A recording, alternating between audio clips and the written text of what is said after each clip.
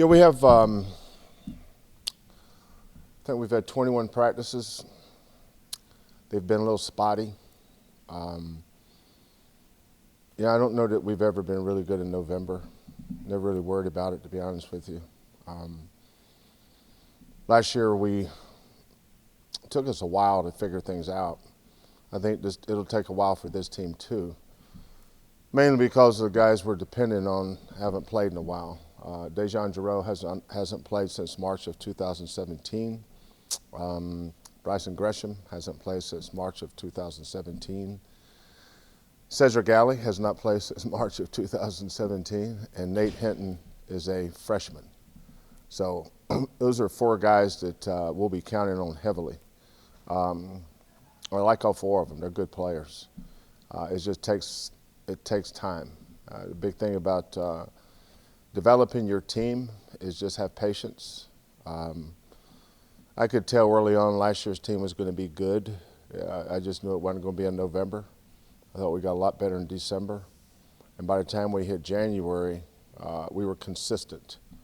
And I think that's been a staple of our program is our consistency. We don't have a lot of highs and lows. We're not up here and we're down here. We're just pretty solid. And I've always, over the years, I always thought that was a mark of a really good program. Is just having good consistency in just everything you do. Questions? If you have a question, please raise your hand. We'll get a microphone to you. Kelvin, those guys that you mentioned that are coming in that hadn't played, mixing them in with the Coreys and the Armanis and Breon, at least in practice, have you seen, is it a good measure? You've been able to maybe fill in some of what you lost, what you need, and I mean, are the compliments there from the different positions that you'll need help? Yeah, well, you think about what we've lost the last 3 years. Damian Dotson starting for the New York Knicks. He's a starter. Rob Gray is playing for the Fort Wayne Mad Ants, and Devin Davis is playing for that's the Indiana Pacers G League team, and Devin's playing for Lakeland, who is the Orlando Magic's G League team. So, we've lost Devontae's playing somewhere. Who knows where? He may be in the park for all I know. But the point is, we've lost pros every year for the last 2 years. When we lost Dotson, we knew we had Gray, and even though Davis missed 16 games his junior year, which basically made him a moot point that year because of injuries. We knew how good Devin was. We recruit these kids. It's not like we pulled our names out of hats. We had a good idea that once he got healthy, he was going to really help us. But one of the things we've built here over time is depth. We have Dejan Giroux can play point guard. Galen can play point guard. Corey Davis. I had a kid named Corey Brewer one time. Got drafted by Miami Heat, actually. But Corey Davis made 103 threes last year. Armani Brooks made 80-something. So, we have those two kids that can stretch the floor. Nate Hinton will be a little bit of an X factor because I've watched him enough in practice to see how good he's going to be. But he's a freshman, Sometimes I'll ask him a question I don't think he's got the answer to, just so he'll know he knows everything. I asked him the other day, "Do you know my middle name?" "Nope." I said, "Good. I thought maybe you knew everything." But that's freshman for you. So that's our guards. Landon has been a pleasant surprise. We had a scrimmage recently, and I thought all our guards really played well in that scrimmage. Up front, the guy that we need to continue to progress, he is so far, but we just need him to continue to progress, is Cedric Alley.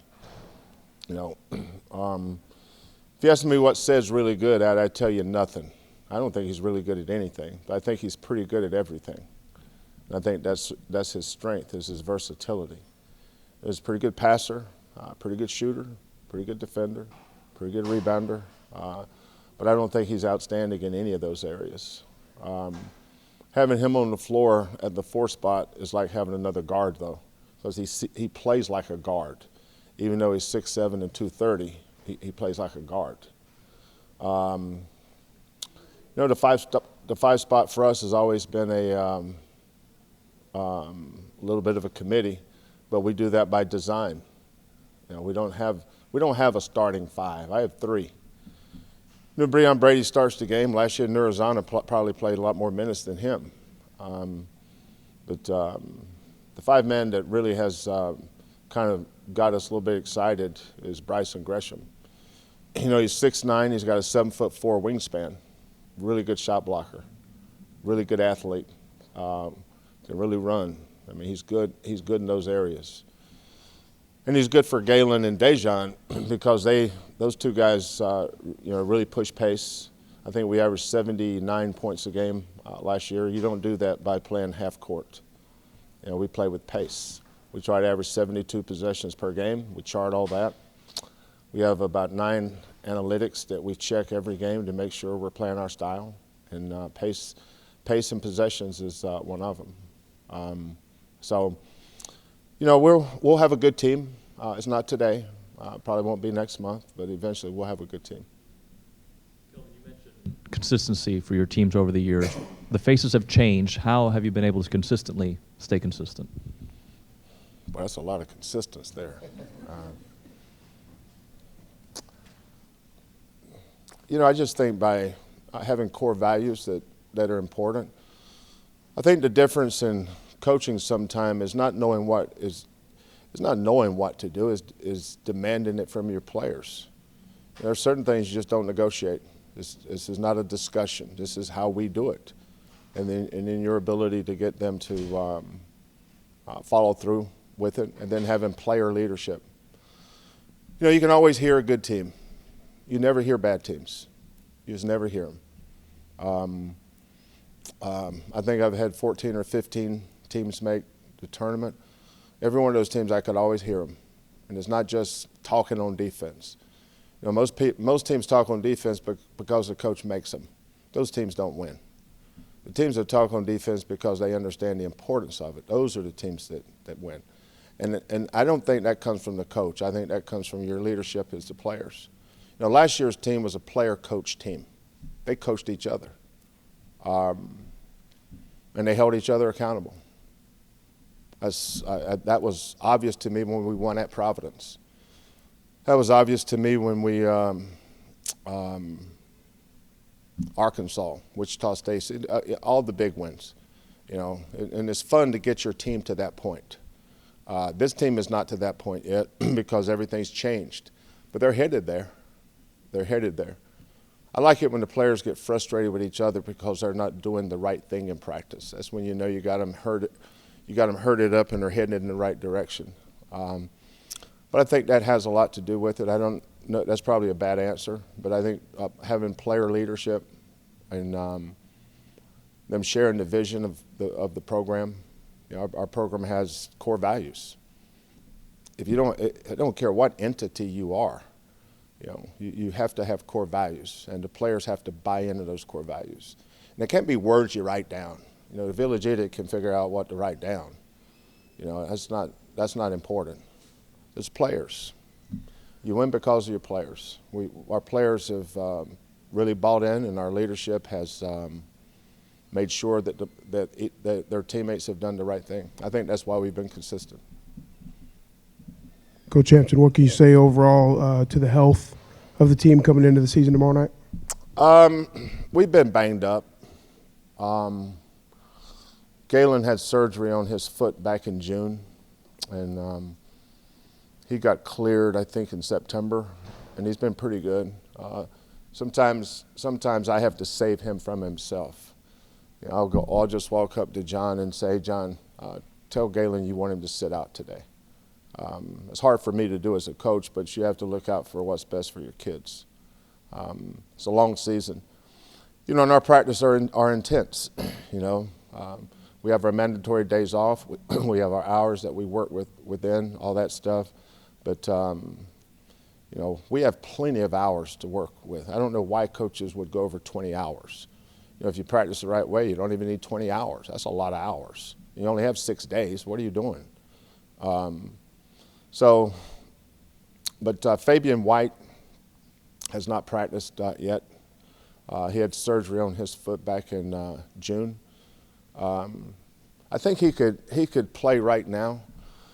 But you know the thing about the Jones fractures, that fifth metatarsal out there on underneath your left, your second toe, is especially big guys. And our guys are, Breon weighs 260, Chris weighs 255.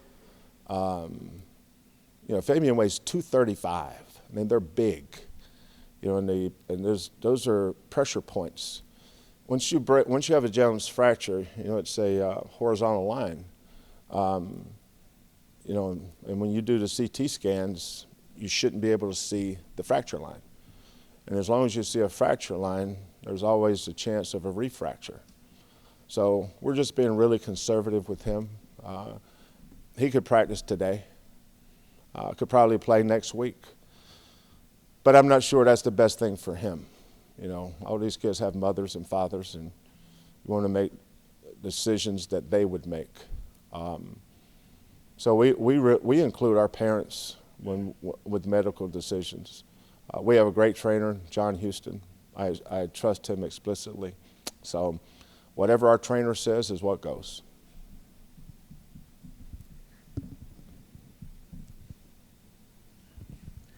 Kelvin, Armani has been such a integral part of what you do off the bench, and him coming in providing sparks.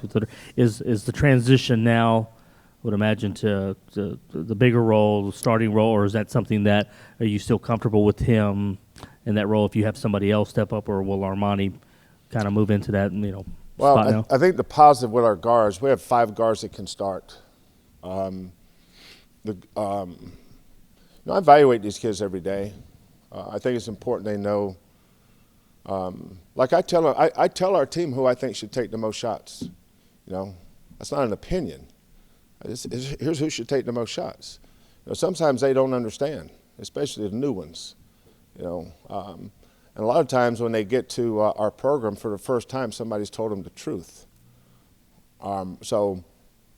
Corey Davis has been our best player day in and day out. There's a reason why he was preseason first-team all-conference. But he's earned it. I can't tell you how good he's been in practice this week. His motor, his attitude. But that's why our team has a chance to be good. Our best players are our hardest workers. That is an intense dude.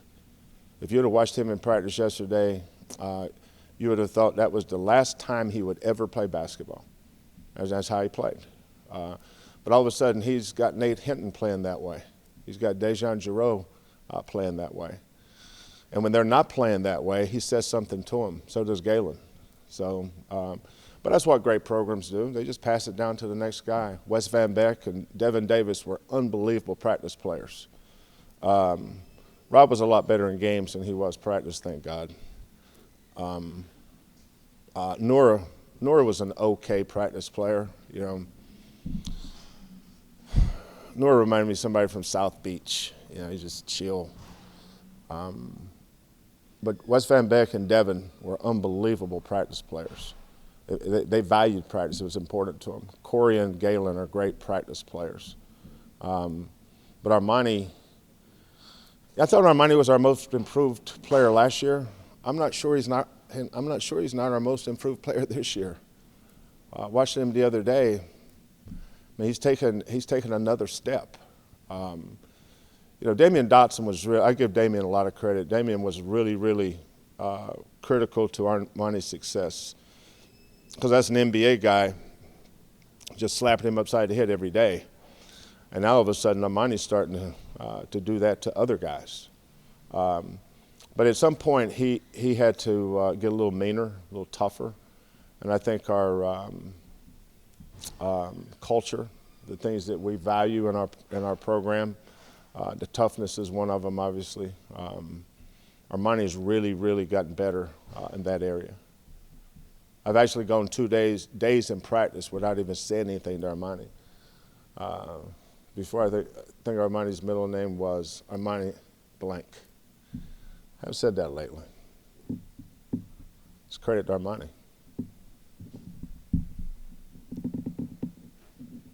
Any other questions? Kelvin, we're going to go on a tour here of the Fertitta Center in a little while. Just wondering, you're about a month out from opening. What you've been impressed, what you've seen, just the whole. This is the next step for this program and opening up that building. Yeah, it's just good to see us get up to the level of the rest of the schools in our league. I don't know that this puts us ahead of anybody. It just puts us even with them. Cincinnati's doing the same thing. They're renovating their arena. But I wouldn't trade our combination of our Guy V. Lewis Development Center with the Fertitta Center. The combination of those two things, just puts us on a level playing field with the other top teams in our league. Memphis has this, Connecticut has this, Wichita State has this, Cincinnati has it, Temple has it, and now we have it. I think the one word is just appreciative. I'm very appreciative. And I speak for a lot of people. You don't take this for granted. Obviously, it's 2018 and we're doing this. But the fact that we're doing it is a big deal. Sometimes people have to change their mindset about who they are and their expectations. Change your standards. I think there's a lot of programs at this school that can compete for championships if you give them a chance. But you have to give them a chance. You have to give them a chance to compete with the other schools. And I think we're getting there with a lot of our programs. I'm impressed with the coaches of the other programs at this school. I think the people around us are starting to realize we can be as good as anybody. I think the coaches have known that, but we needed people to step up and give us a chance. So we're appreciative of it, especially Tillman. There's a lot of people that are always giving you ideas and advice and that stuff, and that's where you learn the difference in listening to somebody versus hearing them. I like people that put their money where their mouth is, and there's a lot of people. I mean, Tillman is the guy, but there's a lot of other people that have chipped in just as much in their own way. But it's exciting though. I think I talked to TJ this morning, and he told me he thought we'd be in there. There's Halloween, isn't it? Yeah. I coached a guy that looked like that one time. He didn't have to dress up for Halloween. Boy, that guy scared me a little bit. What was I saying? I was probably rambling. Yeah, I told TJ, I think we're going to be able. We got, the purpose of is having a home court advantage. I don't want to. First time us being on the court, I don't want it to be November 30th. But I think we're going to be able to get in there on November 12th, which is important. For our women's team and our men's team, we need to. If the first time we get in there is December 1st, and Oregon has as much advantage on those rims as we do, that's why I didn't want to move any games from Texas Southern last year over to Toyota Center. Why would we do that? That's our advantage, where we play. It gives us the best chance to succeed. Plus, we were pretty good over there last year. Anything else? All right, Coach, thank you very much. Okay, thanks, guys. We'll get some student athletes.